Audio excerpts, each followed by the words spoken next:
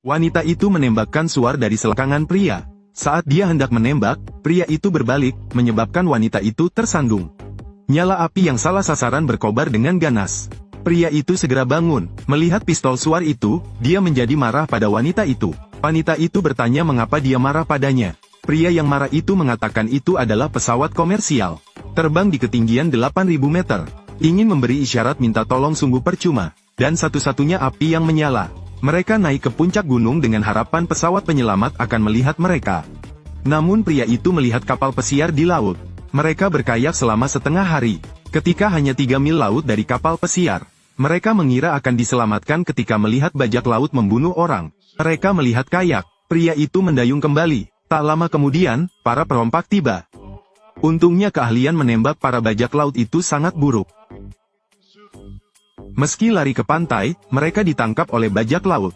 Ketika mereka hendak membunuh orang, wanita pembohong itu akan membawa mereka untuk mendapatkan emas. Sementara para perampok tidak memperhatikan, mereka berguling menuruni lereng bukit. Tanpa diduga, mereka lari ke tebing. Mereka melompat dari tebing setinggi 10.000 meter. Mereka bersembunyi jauh di dalam hutan dan melihat sebuah pesawat di atas pohon besar. Ternyata itu adalah pesawat dari 50 tahun lalu. Tak satu pun dari mereka memperhatikan tumpukan barang bekas. Mereka tidak menyangka bahwa hal itu akan menjadi penyelamat mereka. Malam harinya, setelah makan sepotong kelapa bakar, wanita tidur di pelukan pria. Tapi dia melihat harapan lagi. Keesokan paginya, suara keras terdengar. Saya kira bajak laut yang menemukannya, tapi ternyata pesawat itu dibongkar oleh seorang pria. Pria itu memberitahunya dengan penuh semangat. Letakkan saja pelampung di pesawat yang sayapnya patah dan mereka bisa pergi. Keduanya mengikat pelampung dan menariknya pergi. Tiba-tiba saya menemukan air terjun yang berarus deras. Menyebabkan mereka berdua mendapat masalah. Pria itu hanya bisa melepas pelampung dan meluncur ke bawah. Dengan kesalahan kecil, kendaraan hias itu menghantamnya. Dengan susah payah dia mampu berdiri. Kendaraan hias raksasa itu mulai menggelinding lagi. Pria itu baru saja menstabilkan kendaraan hiasnya. Pelampung tersebut terjatuh hingga menyebabkan pria tersebut tercekik tali. Dia ditarik oleh pelampung menuruni air terjun dan masuk ke dalam danau. Pria itu meletakkan batang kayu itu di salah satu sisi sayap. Wanita itu mengikatkan tali pada sayap pesawat, ujung lainnya diikatkan pada batang pohon. Saat tali ditarik perlahan, pesawat perlahan-lahan menjadi lurus.